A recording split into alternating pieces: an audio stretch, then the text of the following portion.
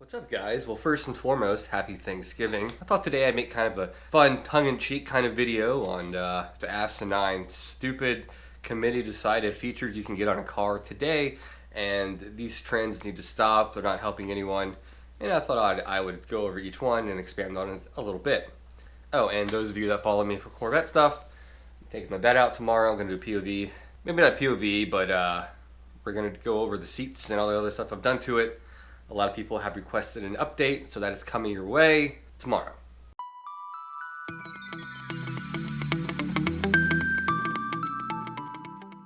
It's really warm today too for Thanksgiving here in the East Coast. I'm in Virginia. It's like 72 degrees today. It's kind of weird. So yeah, in no particular order, here are 10 annoying car features that need to stop. All right, number one is the auto start stop feature. A lot of cars use this, not only hybrids. I can't stand it, even being at a light next to like a pickup truck and you hear it stop and you hear it start and you hear it stop. Drives me insane. I can only imagine what the driver's thinking, assuming they're a car person. And the reason for doing this is for emissions, CO2, California bullshit, I'm sure. It's supposed to save on fuel efficiency as well. It's very negligible if it actually does anything. At the end of the day, you need more of a stout battery for this to work, and if you know anything about mining batteries or producing batteries, it takes a lot of resources, and in effect it's actually hurting the environment by doing so.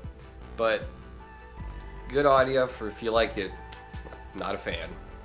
I just had like a sneezing fit. I can't stop sneezing all of a sudden. Bear with me. Number two, this is one I really hate, and that's fabricated engine noise pumped into the cabin of the car to give you a more visceral experience of the car you're driving. Now, if you drive a performance-oriented car, in my personal opinion, I think it's kind of a lazy way out of not getting a proper exhaust, if you will. Even the C8, which I love, is guilty of this, and I was shocked that Corvette team even allowed that. You got an engine right behind you. There's some way they could have channeled the noise through the intake somehow into the cabin. Why it's pumped into the speakers, I don't know. I wasn't there when they engineered it, but not a fan of that feature at all. And I understand that engineering, noise canceling, and insulation has gotten better, but there's got to be a better solution than that. It just feels lazy and cheap. Number three, fake vents in any capacity. One of the dumbest, laziest things I've seen. Automotive trends recently, I can't stand it. One of the biggest offenders right now is the Toyota Supra, which kind of shocked me because it's a very enthusiast, purist car, and that thing is full fake vents. Just omit them if you don't want to have them, you know? Or it can't be that hard just to make whatever's underneath it waterproof and have it still open, maybe not doing anything, but it's just so cheap. One of the worst examples of this in recent history is one of the laziest examples was the Chevy Camaro 5th gen, the little gills on the side. It was just stamped into the side. I think it was a throwback to the 60s, but that to me just ruined that whole car. I'm sorry if you're a Camaro person, at least 5th gen. I can't get over that. Number four, fake exhaust tips. Looking at you, Germany. Germany is one of the biggest offenders, from Mercedes to Audi. So embarrassing. It's so tacky, and I feel like the trend's not going away. It's an epidemic, it's getting worse. I would compare it to coronavirus. It's horrible, it needs to stop. Lexus too has also got into the fake exhaust tip game. And one of the funniest things is like when it's cold outside and you can see the exhaust escaping through what is not the actual exhaust tips, cracks me up. I don't get it.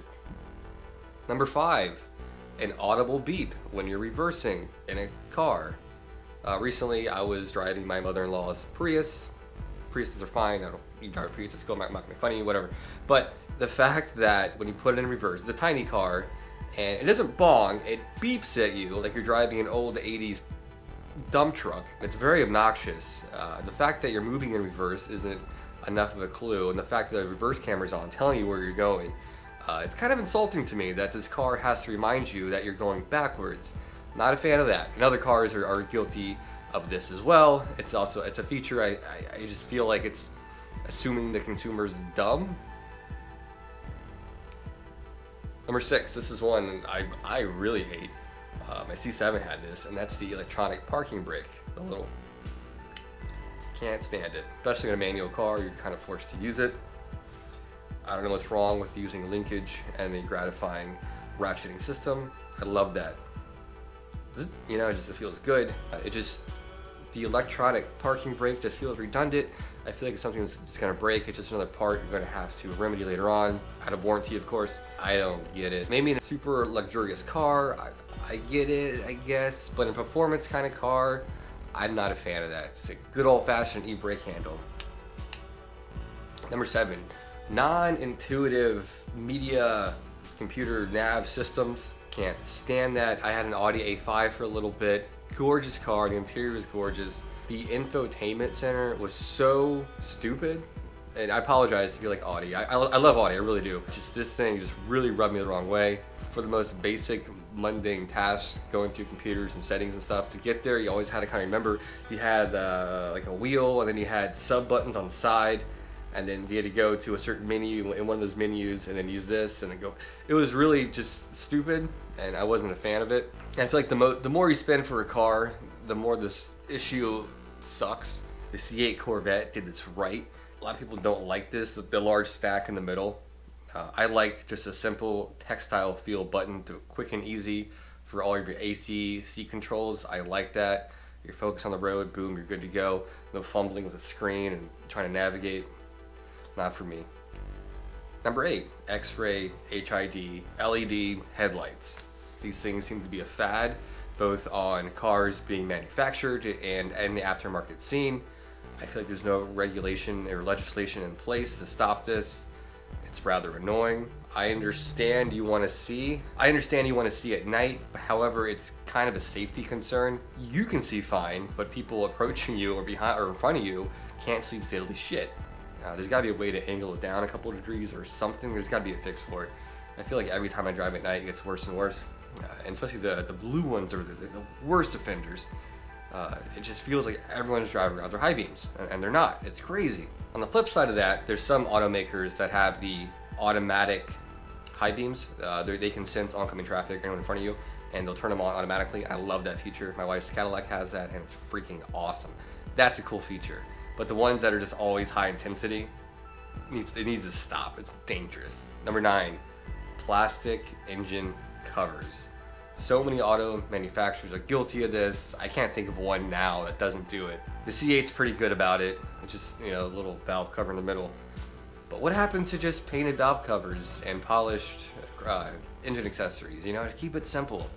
It's easier to work on. I understand they wanted to deter people from working on their cars. They wanted to seem more confusing. Oh my god. But it's so tacky. I can't think of I can't think of a car right now that doesn't have that outside of the supercar realm. Now, if you get a supercar, you get to see everything. Everything's carbon fiber. It looks really good. But yeah, for your average consumer buying your basic cars, it sucks. You can't see a goddamn thing. And to get anywhere in the engine, you gotta take so much damn plastic cladding off. It just sucks. It's just annoying. I don't know who started this or why they're doing it. It's just tacky. I'm not a fan. Number 10, chrome. And I don't mean chrome. I don't mind chrome. It's the plastic cladding chrome on everything. You get chrome. You get chrome. We all get chrome. One of the biggest offenders right now is Cadillac. Look at the new Escalade. I think it's covered in chrome, from the grills to all the side sills. You name it, it's covered in plastic chrome, and I think it's extremely tacky. And like I said, it's not like I don't agree with using chrome as a styling aesthetic hue. I think it looks good. It's just no one uses actual chrome anymore. My Mini Cooper is full of chrome and I can't stand it. I'm gonna dechrome it. It's too much. And textilely, it just feels really cheap.